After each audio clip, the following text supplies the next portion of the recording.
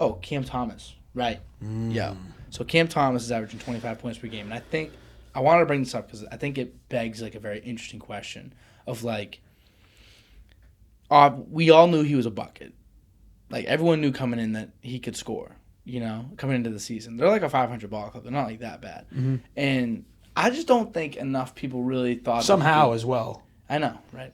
I don't know if enough people really thought that he could average 25, though. Like, I think Vegas thought they could. I feel like the thing we knew he could do is go for 40. Right. He's done it plenty. He had that, 4-game stretch in a row last season or two seasons ago. Just fucking frying.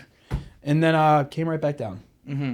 But then he went back up again later. But there's, guys there to, take shots away. Yeah. Like, now there's no one there. Mm-hmm. So, but to me, it kind of, begs the question. So it was what, Mikal Bridges, when he was doing that, he had guys around him that could kind of tame him a little bit, but now it's just him. He could do it. Yeah, there's no one else there. He can just go take as many shots as he wants, and he's gonna get those shots. And I think it kind of asks I think I saw Scal talking about it the other day, how good Peyton Pritchard would be if he was on a different team and he had all the shots or whatever, or had control of what the offense was doing. Sometimes though, it's weird. You'll think if this guy was the guy for a team or could get all these up, he'd be so much better. Not necessarily true. Yeah, it's funny enough. I know it's honestly, I'm not gonna say rarely true, but I just think it's the whole the foam rises. The best of the best will rise to the top no matter what. So if you have 5 players in a team, and maybe the 5th guy, you're he might, if he had more shots, he might be a little bit better.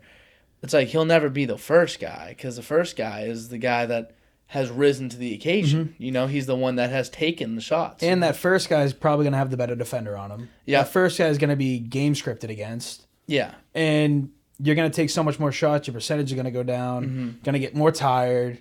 You're going to have a lot more in your head mentally because it's on you. There's a lot more that goes into it than just getting more up. I think it's honestly more likely that someone you don't expect to be really good ends up being really good when they get the opportunity if they're willing to take it. I think a great example is a Jimmy Butler. I don't think a lot of, everyone knew he was a heady player, great defender, maybe a little bit of scoring as he developed. No one thought he'd be this. Even Paul George off rip, he wasn't initially supposed to be this good. He really developed his game and grew into something pretty fucking incredible. So I think it's more likely that happens. But the question I wanted to ask was what percentage of the league, let's just say there's 8 guys that play. If they were to play playoff games, there would be 8 guys in your rotation. Of those 8, how many do you think could go somewhere else and ball? Are we talking the bottom 3 of that 8? Yeah, the bench. What percentage of bench players you think could go somewhere else and ball? 2%, 3%. So you don't think it's that high? I don't. You think that they kind of are where they belong? I think if it was that high, they'd be playing, or at least have a bigger role. But what about Cam Thomas? That's part of the 2%, 3%. Okay. And then honestly, because I might be doing too small of a percentage compared to maybe 5%. 5%. 5%. Peyton Pritchard. Yeah, he could definitely go ball. I think we've seen enough. He might not be He might not be a Donovan Mitchell type baller, but he might do a number 2. He'd be a number 2. Most of them won't be a guy, but they could definitely. They could ball. It's it's just. It's kind of like a Jalen Brunson issue. Yes. He was always on the back burner, and then just out of nowhere, he had a great season, went elsewhere, and now he's a guy. But no one would, at the same time, no one would think he's better than Luka, though. Mm-hmm. Does anyone think that Cam Thomas is better than Mikal Bridges? I don't think so. Probably not, but it would take a lot more. Obviously, we need more sample. Mm-hmm. But it's rare that the guy leaves. I think the closest example. It's weird. I still don't put respect on Jalen Brunson's name sometimes. I know. It's just weird to think the guy Jalen Brunson's a guy. I know. Just can't wrap my head around it, so I still don't put the respect to him. Me neither. He deserves it, though. Yeah, I feel the same way. And I feel what this could happen to Cam Thomas, too. Yeah. What if Cam Thomas averages 25 this year, and then averages 25 next year? And he has to be talked about. And he's a 2-time All-Star. If he averages 25 this year, he's going to be in the All-Star game. Mm-hmm. Yeah. On a 500 ball club averaging 25, you're probably an All-Star. Am I wrong? Yeah. So if he's an all-star, like... I also thought Jaylen Brown was going to be a USA Olympian, but, Ain't that the truth, brother? Hey, you're goddamn right, brother. Like, it's just... No, I love Drewski, man. But, like, you just got to think, like, how many guys are out there just waiting to, like, be tapped into. So many. Do you got anybody, like that you think has, like, a ton of talent that, like, isn't being used properly?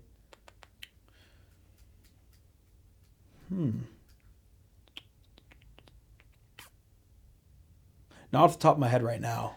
If I had some time, probably I could definitely think of some. My guy always was, and not for scoring purposes at all, I always loved Chris Dunn. I thought I think he could play a Jrue Holiday role for a team. He's such a fucking fabulous defender. Yeah. And I think he's got a good handle on the game. He was Heat? He was in the Heat for a little bit, and then he started Bulls. Bulls to Heat. Or Bulls to Timberwolves, I think. I think he was part of the I forget where Chris Dunn's been. Well, there was two Dunns, right? There were two Dunns in the league, and both of them had the first name with a K. Really? Chris Dunn and another. I always fucked him Kendrick up. Nunn. Kendrick Nunn. It was fucking both of them. God damn! I don't know why I always confused the two of them. I think they were on the same team at one point. Yeah, and it fucked me up. One was on the Heat, one was on the Bulls. K Dunn, K Nunn. Like, yeah, I was like, fuck, dude. But Chris Dunn, he went to Providence. He got drafted to the Bulls pretty high. He just like never really panned out. I don't think he ever had really good coaching. Right now, I think he's on the Jazz. If I'm not mistaken, but last year he got picked up by the Jazz and had some fucking like triple doubles. Like he was like him, and I'm like, what the fuck's going on? So I always felt like if he was in the right system with the right coach and was given the right amount of confidence, he could be a fabulous NBA player. Yeah. Who's someone who got stepped up too is I don't know. It came out. I feel like it came out of nowhere. It just happened. Van Vliet. Yeah, that was a big one. Your guy, you're saying earlier, Scottie Pippen Jr. Scottie Pippen Jr. Oh my God, he's been love great. him.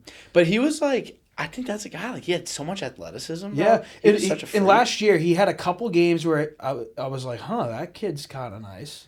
And then he just like he was like 25 minutes for like 3 games straight, played great, and then someone came back into the rotation and.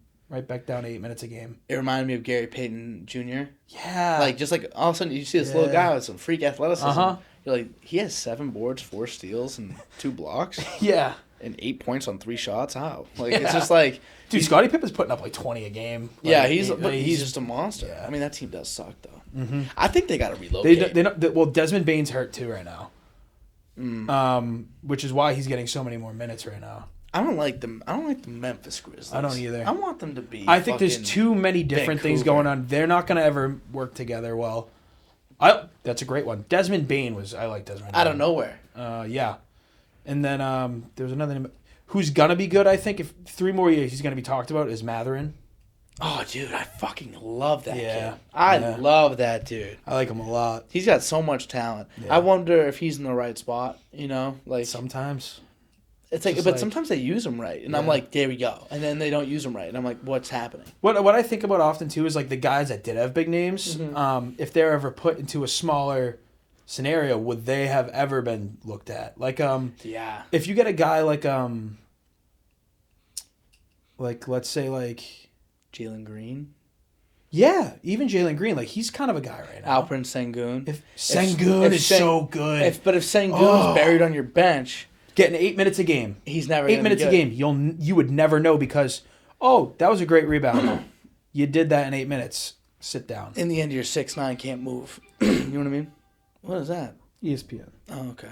How much time is on the timer, by the way? 7 minutes and 57 seconds. Interesting. But yeah, Alperen Sengun's a great example of that. Like, Jokic even shit. Like, dude, someone else who rose up. Avdija. He's a good player, but we knew that. I think. I think everyone kind of like. Sneaky knew that he was going to be good. Trailblazers they're awful though. Yeah, man. Scoot ass. Like, is it over? I think he's ass. Is it over? I think it's ass. It was never there. That's so sad. Yeah, some people just don't pan out. Yeah, maybe he's in the wrong system. Maybe he's not getting the right role. I mean, maybe he should be playing a backseat role, a 6th, 7th man, or maybe he should be a third option. I mean, on a certain team with a certain system, a certain way they play. I think they've moved him around a good amount in terms of role. But like sometimes that doesn't matter. You need guys around you to really bring out the best in you. You need a right coach. Maybe good team sometimes, bro. Just fucking be on a winning organization. That can matter. Like even Wemby on the Spurs, it's like obviously that kid's a freak, so it's like he was always gonna be good no matter what. But like at the same time, it's like it's nice to get a coach that's won X amount of championships, X amount of games, and also a culture like the Spurs culture is legit. They love their team. There's so much history. You walk in the building, there's banners above you. It's a beautiful thing. Mm-hmm. You walk into the Trailblazers arena, they're like, "Are you our next Dame?" And it's like, dude, Dame didn't win anything. Like, Dame's not even like. It's like sick. He was great. What does that matter? If your best player never won anything, it's like. It's like, yeah, there's a lot to be there, like for you to go and like become great, but it's just like, oh, I don't know, it's tough for me. Yeah. But all right, last thing I want to talk about. Actually, real quick, 30 seconds. Mm-hmm. I think one of the greatest examples of that, like being given a platform, being nasty, and then basically going away, Isaiah Thomas. Oh my God, Isaiah Thomas, dude, he was one of the most talked about players in the league, especially when he was in the fourth quarter. He was a monster. Unbelievable. Monster. And then just out of nowhere, we get rid of him. Yeah. Which I still didn't like. I loved him. I know. Maybe we had to, though, for our future. Yeah. Brought in a guy like Kyrie, didn't work out, whatever, which is weird that a guy like Kyrie doesn't work out, but he never works out. Yeah. Also, Gordon Hayward gets hurt. You got young guys coming in. Like, yeah. You build a whole team around it. It needed to be that first year. It had to be. Because there was still like honeymoon phase. Everyone was happy. Yeah. You had Gordon Hayward, but you had the young guys behind him. Mm-hmm. I think that it needed to be the first year. Yeah. It did. It just did, sadly. Yeah. But anyway. But I just don't know how you go from being like that and being unbelievable, leading a team to wins, and being clutch coming back in the fourth quarter, putting up all the numbers you did, just to get 10-day contracts for the rest of your career. I think he's one of those guys. He needed to be everything or he was nothing, Like, yeah. There was no other role for him except best player. And granted, as best player, he's pretty fucking good, but no team was willing to give him best player. Funny enough, that's what, when I was just saying before, like, is there any guys that you think, like, who are at the top, if they get a backseat role, what would that mean? I feel like he's one of them. If you get that backseat role, if he came just from the bench like that, like, you'd never really know. Yeah, if he just gets put in the spot, you'll know it. But if he never got put in that spot, you'd never find out. Yeah, you never know that he'd be one of the best players in the league, top 3 in MVP voting. Insane. Yeah. What a season.